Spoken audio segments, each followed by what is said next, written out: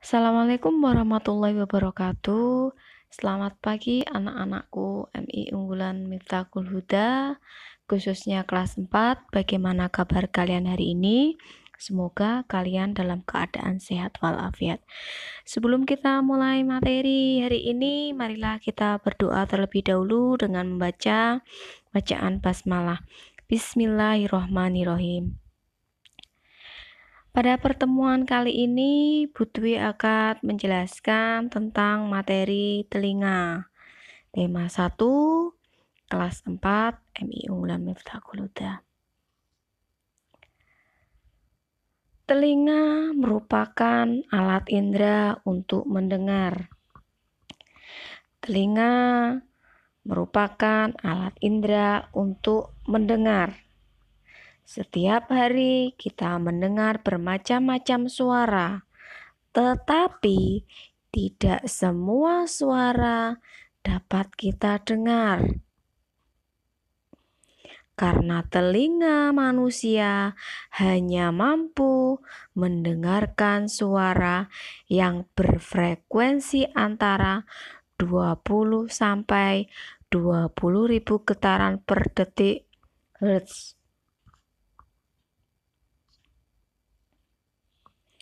Bagian-bagian telinga.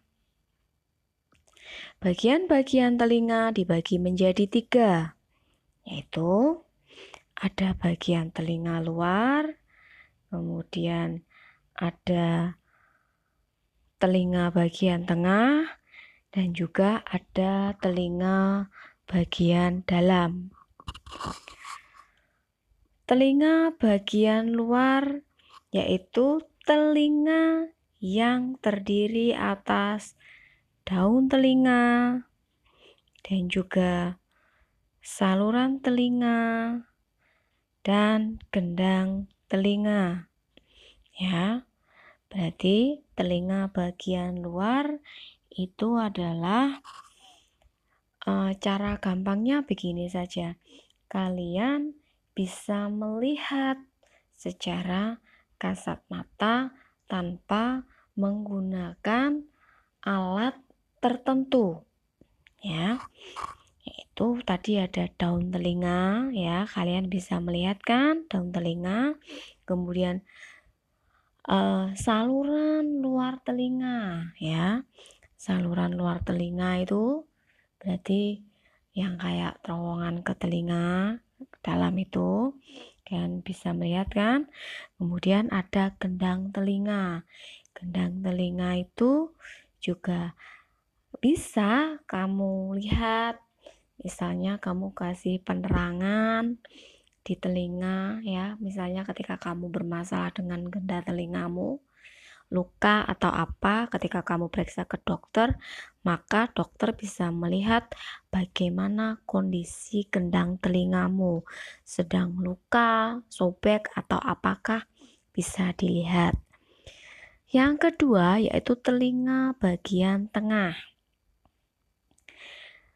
Telinga bagian tengah terdiri atas tulang martil, tulang landasan, dan juga tulang sanggurdi. Tulang sanggurdi itu adalah tulang manusia yang paling kecil. Jadi besok ketika ada pertanyaan, tulang manusia yang paling kecil itu adalah tulang sanggurdi, ya. Ketiga tulang itu disebut tulang-tulang pendengaran. Jadi tulang martil, tulang landasan, dan juga tulang sanggurdi itu, ya, disebut dengan tulang pendengaran. Telinga bagian tengah itu berfungsi menerima suara yang ditangkap oleh telinga bagian luar, ya, dari luar dibawa ke tengah. Nah, pada bagian telinga bagian tengah itu terdapat saluran yang namanya saluran eustachius, ya, yang menghubungkan telinga tengah dengan rongga mulut yang berfungsi untuk menyeimbangkan tekanan udara antara telinga luar dengan telinga tengah. Sedangkan bagian yang ketiga yaitu telinga bagian dalam.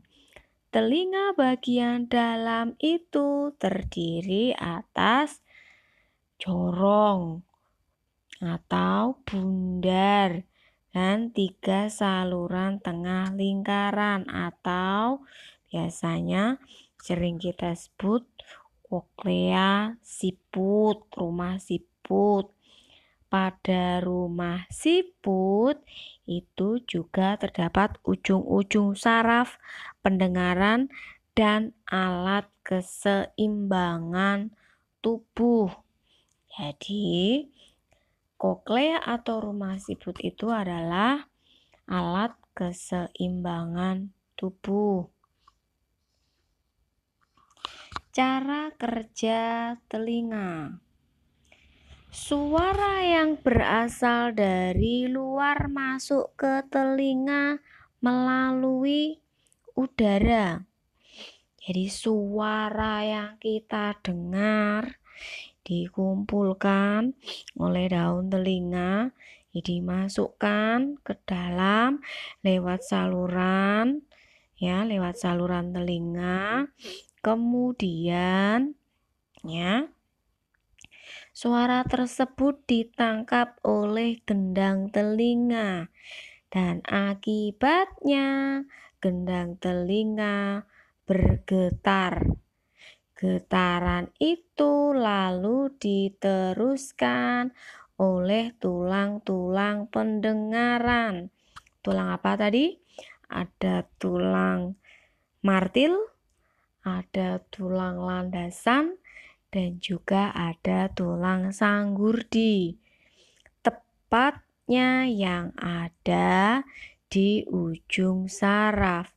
Kemudian oleh saraf, getaran tersebut disampaikan ke otak agar diolah sehingga kita dapat mendengar. Saya ulangi sekali lagi. Kemudian oleh saraf, getaran tersebut disampaikan ke otak agar diolah sehingga kita dapat mendengar. Itu adalah cara kerja telinga. Sekarang di sini ada kelainan pada telinga. Kelainan pada telinga di sini disebutkan ada 2, yaitu tuli dan juga congek. Ya. Tuli itu adalah ketidakmampuan telinga untuk mendengar bunyi atau suara. Kalian mungkin pernah melihat ada seseorang yang tidak bisa mendengar suara. Itu dinamakan tuli. Tuli adalah ketidakmampuan telinga untuk mendengar bunyi atau suara. Sedangkan kelainan pada telinga yang kedua ini adalah congek. Congek adalah penyakit telinga yang biasanya disebabkan oleh infeksi pada bagian telinga yang tersembunyi di tengah-tengah. Ya. Yang tersembunyi di tengah-tengah. Congek itu biasanya ketika ada telinga yang mengeluarkan cairan berwarna kuning atau itu dinamakan, atau kotoran-kotoran itu dinamakan congek. Sedangkan kelainan pada telinga yang dinamakan congek itu biasanya disebabkan oleh bakteri, ya, disebabkan oleh bakteri. Sedangkan tuli itu biasanya ada yang dari bawaan atau dari lahir.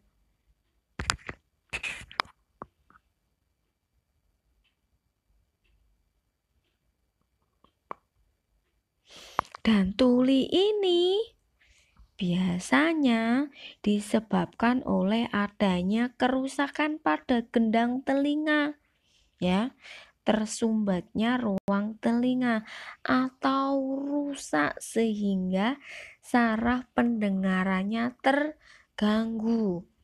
Itu bisa, atau yang tadi Ibu Dwi sebutkan bisa terjadi karena bawaan dari kecil. Cara memelihara kesehatan telinga. Telinga adalah sesuatu yang sangat vital, bagian alat tubuh yang sangat vital, dan kita harus bisa menjaga telinga, karena tanpa telinga kita tidak bisa mendengar suara, dengan jelas, atau bahkan keseimbangan tubuh kita bisa terganggu. Yang pertama, cara memelihara kesehatan telinga adalah bersihkan telinga dengan benar. Jadi, kalau membersihkan telinga itu tidak boleh asal, ya, harus dengan benar. Tidak boleh menggunakan benda yang keras, ya. Untuk membersihkan telinga itu tidak boleh membersihkan dengan benda yang keras. Telinga itu biasanya, ya, kalian pernah enggak terjadi pada diri kalian kotoran telinga itu tiba-tiba keluar, ya. Jadi ketika kalian membersihkan telinga itu jangan terlalu masuk ke dalam. Misalnya kalian pakai katembat atau curek kuping gitu. Kamu terlalu masuk, nyaman. Enggak apa-apa ini. Akhirnya masuk terlalu dalam, akhirnya gendang telingamu tergesek. Akhirnya luka, terjadi lubang, terus telinga kamu tuh berdarah atau berdesis. Koyok ngobos ngoten ya. Nah, itu berarti tandanya bahwa gendang telingamu itu bermasalah. Jadi ketika membersihkan telinga, sebaiknya hanya bagian luar atau jangan terlalu dalam, apalagi menggunakan benda yang keras. Kemudian yang kedua, hindari menggunakan katembat. Katembat itu curek kuping gitu loh, ya. Salah satu kebiasaan yang dilakukan kita itu membersihkan telinga menggunakan katembat. Itu sebenarnya aktivitas yang kurang baik dilakukan, karena membersihkan telinga dengan katembat itu justru bisa mendorong telinga masuk ke dalam, mendorong kotoran telinga itu masuk ke dalam, ya. Tadi sudah saya jelaskan, membersihkan telinga itu jangan terlalu dalam. Nanti kalau terlalu dalam, ya toh, menggesek ke gendang telinga. Jadi ketika kalian membersihkan telinga menggunakan katembat itu justru tidak disarankan, karena semakin kalian ketika membersihkan telinga, enak ini, nyaman ini, ini kayak ada kotoran, kurang dalam lagi, ternyata kotoran kalian justru masuk ke dalam, ya. tidak keluar justru masuk ke dalam, justru menyumbat telingamu sehingga gendang telingamu itu bisa terganggu. Biasanya kotoran itu keras, ketika mendesak gendang telinga juga bisa terjadi goresan atau luka sedikit saja itu sudah bermasalah. Yang ketiga, hindari telinga dari suara keras. Untuk menjaga kesehatan telinga, itu kita harus menghindari suara yang cukup keras. Ya, misalnya ketika kalian berada di bandara,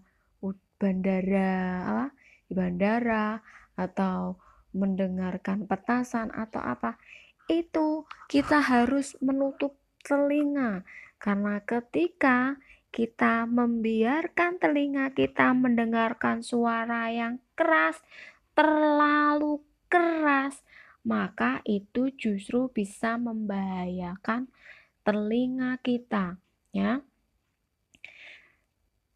Ya, mendengarkan suara terlalu keras itu justru bisa membahayakan telinga kita, bisa menyebabkan tuli, ya, tuli. Yang keempat, hindari menggunakan earphone. Earphone itu kalian tahu tidak?